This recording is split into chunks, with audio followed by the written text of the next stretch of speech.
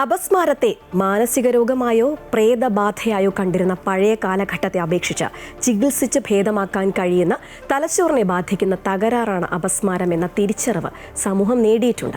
എങ്കിലും ഈ രോഗം കണ്ടെത്തുമ്പോൾ രോഗികളുടെയും കൂടെയുള്ളവരുടെയും ഭയവും ആശങ്കകളും അകറ്റേണ്ടത് ആവശ്യമാണ്. ഇന്ന് അന്താരാഷ്ട്ര അപസ്മാര ദിനത്തിൽ കൊച്ചി അമൃത ആശുപത്രിയിലെ Amrita advance centre for epilepsy മേധാവി ഡോക്ടർ സിബി ഗോപിനാഥ് നൽകുന്ന സന്ദേശം.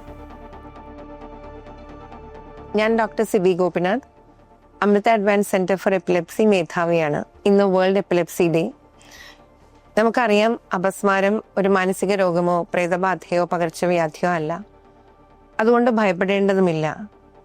അപസ്മാരം തലച്ചോർ സംബന്ധമായ രോഗമാണ്.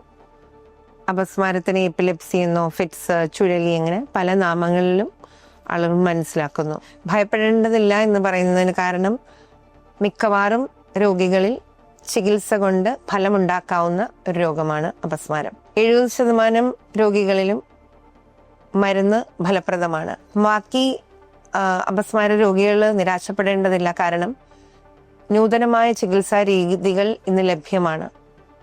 അത് ശസ്ത്രക്രിയ മുതൽ പ്രത്യേക രീതിയിലുള്ള ഭക്ഷണക്രമം അഥവാ കീറ്റോജനിക് ഡയറ്റ് വരെ ഇങ്ങനെയുള്ള ചികിത്സകൾ ഇന്ന് പലതരം അപസ്മാരത്തിനും നല്ല റിസൾട്ട് ഉണ്ടാക്കുന്നുണ്ട്.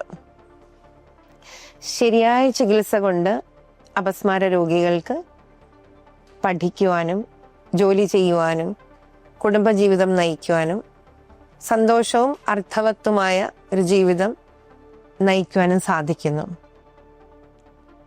വേദന അപസ്മാരം എന്നുള്ളതിനേക്കാൾ ഉപരി അതിനെ ചുറ്റിപ്പറ്റിയുള്ള തെറ്റിദ്ധാരണകളും സാമൂഹിക അവഗണനയുമാണ്. ഇന്ന് ഈ വേൾഡ് എപ്പിലെപ്സി ഡേയുടെ അവസരത്തിൽ ഭയത്തിനു പകരം അസുഖത്തിനെ കുറിച്ചുള്ള അറിവും വിലയിരുത്തലിന് പകരം പരിഗണനയുമാകാം.